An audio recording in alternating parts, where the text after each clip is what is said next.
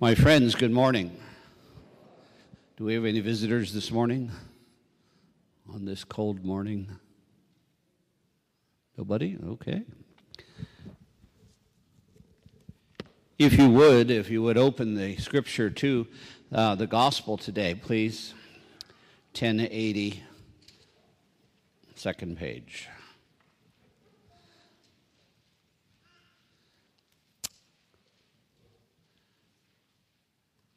Today, we look at the scripture in the 5th chapter of St. Matthew's Gospel, which is what we have come to know as the Beatitudes. Now, I asked one of our students to name the 8 Beatitudes, and he said to me, "Is that the thou shalt nots or the blessed bees?" And I said, "That's the blessed bees." Now, the importance of the Beatitudes is that we've made it a banner or a plaque on the wall, but we've never really looked at them. And that's why I want you to actually pick the book up and look at them, because it's the beginning of what we know as the Sermon on the Mount. And if you will, it's the outline of the Sermon on the Mount. And what was the Sermon on the Mount? The Sermon on the Mount, which goes through Matthew, the 5th, the 6th, the 7th chapter, lays out for the first time to the apostles and to everyone else exactly what Jesus' teaching is. If we lost all the other scriptures and only had those 4 chapters, we would have the essence of what Jesus said. It's an amazing sermon. We call ourselves Christians, we call ourselves followers of Christ, but how many of us have seriously read, the Sermon on the Mount, which is the essence of what Jesus' teaching is?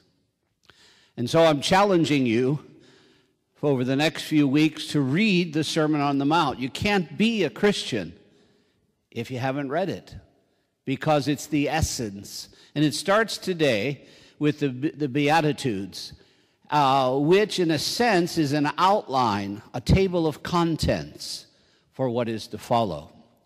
And Jesus identifies 8 things that will form his people, 8 things that will be typical of who we are. And he begins with the word poverty. He tells us that the first beatitude is first, because if we master the first one, the others will fall into place. Now, when we think of poverty, we think of homeless people. When we think of poverty, we think of people who are living without shelter or food. But we are affected by poverty in so many other ways. Yes, there is physical poverty, but so many of us also have poverty in so many other areas. Poverty of generosity, poverty of kindness, poverty of sobriety, poverty of control of our impulses. We have poverty in all our lives. But what Jesus is saying here is that we must have poverty in our relationship to God. So blessed are those who are poor in spirit. Now, what does it mean to be poor? What's the one element of poverty that we have in our life? What causes us in our life when we are poor, no matter in what field? What do we have to do to relieve that poverty? Anybody? So if you don't have enough money, you just print it. What do you have to do? Say? What else? You can't work. You can't. God's not going to give you a bundle of money. Trust me. We wouldn't have a mortgage if that were true. Sorry? Yeah, well, what about you, though? What does it mean to be poverty? If I'm really dumb as a board, okay, and I have to do my income tax, what do I have to do? Ask for help. Poverty means I am dependent. And to be poor in spirit means that God is placed at the center of my life, that I understand that all I have comes from God. I am dependent on God. Okay? So, Jesus says the spiritual journey begins in poverty of spirit, recognizing that God is the center of everything I need in my life. And if I do not recognize that relationship of dependence, I will never progress in the spiritual life. If you look at the first beatitude, it's really the first commandment written in different form. The first commandment says, I'm God, you're not. Get used to it. The first beatitude says, recognize that relationship, that you are not God.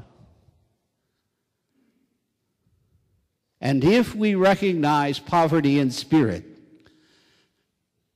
if we recognize that we're only visitors on this earth, if we recognize that all that we have or don't have comes from God, our life begins to change. And in the next 7 Beatitudes, he tells us how that happens. If we are poor in spirit, then we will know how to mourn. We will not be callous. We truly will mourn the loss of the gifts of God. We truly will develop within ourselves a sensitivity to the loss of others, a sensitivity to the loss of our youth, a sensitivity to the loss of things that are ours through God's blessing. He then says we also will be meek. Ego will be rooted out.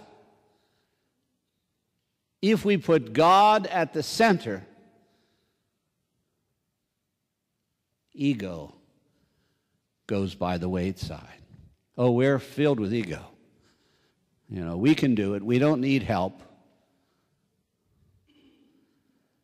And God says, all things come from me.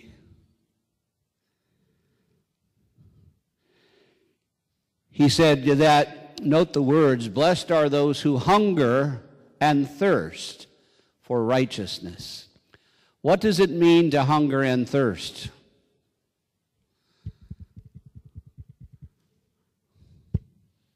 We've never done it, apparently. Be hungry and thirsty. And if you don't have your hunger and your thirst cared for, what happens to you? You die. So he's not saying just casually, oh, why don't you look after that which is right, casually talk about it. He's not saying, well, it's an option. You can go after what's right or not, don't worry. He's saying you got to hunger and thirst for that which is right. Now, the problem in our society is that we no longer know what's right and what's wrong. The boundaries have been so softened that seeking righteousness has fallen by the wayside. Hunger and thirst for it. Don't just think about it. When was the last time in your life you wrote a letter to your congressman, to your senator, to the president, asking for peace in the world?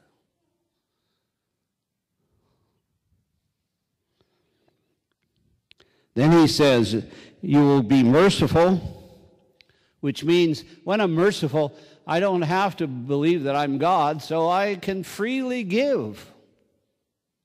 I can freely forgive. I can freely forget. I don't hold a grudge. I don't have revenge in my heart.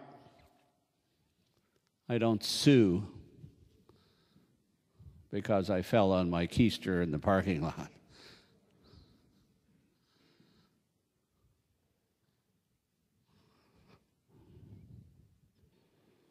And then he says, blessed are the clean of heart, which means when you're clean of heart, means you're single-minded.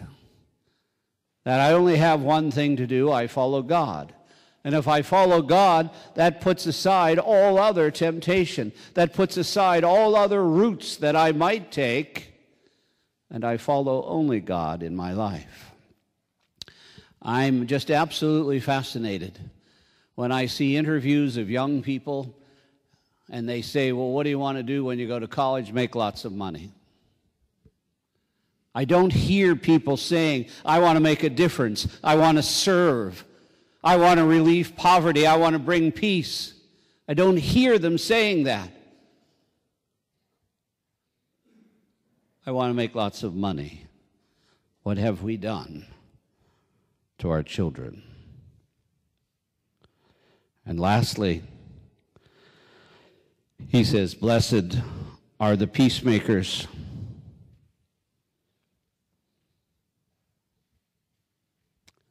When was the last time we attempted to build peace?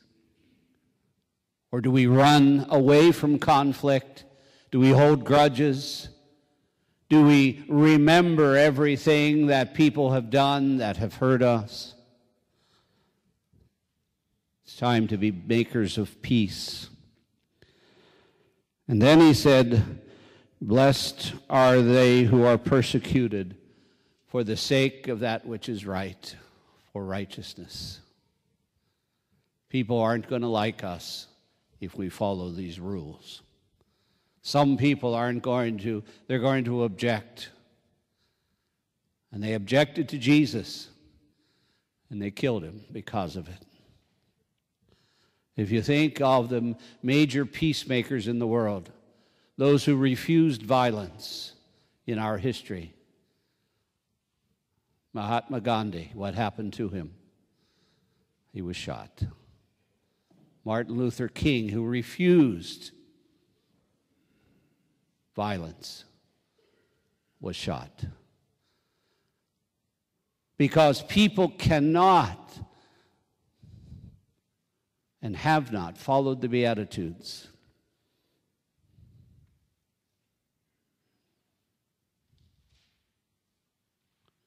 Gandhi once said he'd be a Christian, if he could find some place where it was lived.